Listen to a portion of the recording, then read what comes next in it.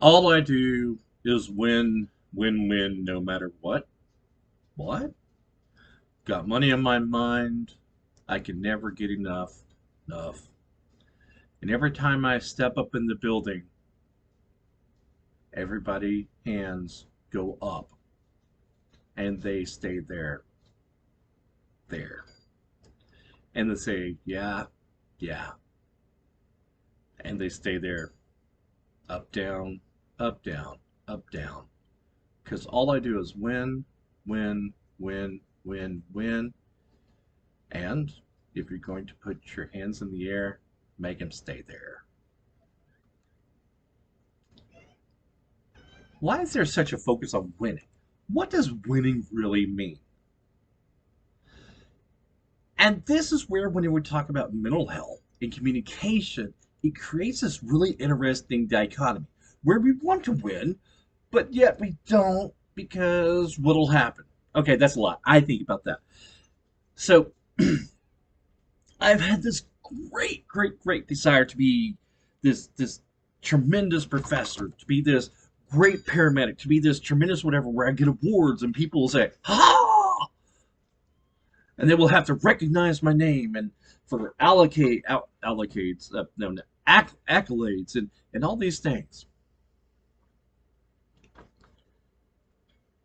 But then I realized, and it took me a long time. Hell, even in high school, look, I had to be this, I had to be that. But I don't understand why, and I never have. I did. Because the world puts something on saying this. But honestly, when we get there, I've always been goal driven. Years ago, somebody said, hey, get Eagle Scout. Bam, done it. Okay, now what? I enjoyed the ride getting there. Okay, bam. But see, what I did was I created this checklist. I learned how to create checklists on my whole life. I do this, I do this, I do this, I do this. Okay, now what? Because things are easy when you don't put emotions into it. And now that I'm trying to figure out emotions, is kind of hard because now I'm trying to figure out what the heck all these feel like. Well, I know what they feel like. I'm just trying to figure out all these things. This is just a rambling jibber jabber to say that winning doesn't even matter. And once I realized that, because winning doesn't communicate anything, winning is a stinking trophy. And it makes me feel better, but then it makes you feel. Here's the thing, if I win and you lose, how does that help anything? So, what I try to do in my classes is to say, hey, it's not a competition, it's a competition with you. Because everybody can get up in the building. Wait. Everybody, every time I step in the building, everybody hands go up for everybody. And somehow, not somehow, but the idea is that winning is so nebulous. Winning is nothing. Making connections and making lasting change and lasting effect on people is much more important through our communication.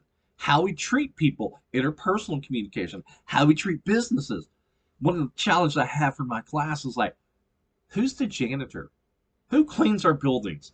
Who mows our yards? Who makes our buildings look wonderful? Who are these people? Who are the secretaries or whatever name we're supposed to call people politically correct? Who are they?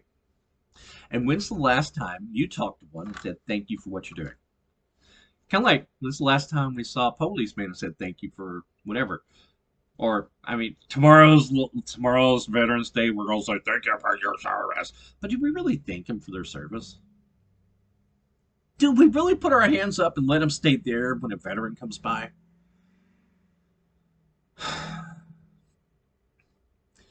And this is a total ramble, but it's just a fact that I don't think winners really are winners. I think winners are the ones who do it first, are coming first for that competition, but you can win without actually being a winner. It's about the connections and things we do to bring others up so they can win. Because I don't have to. I love it when somebody else does and that I can help them get there. Because after all,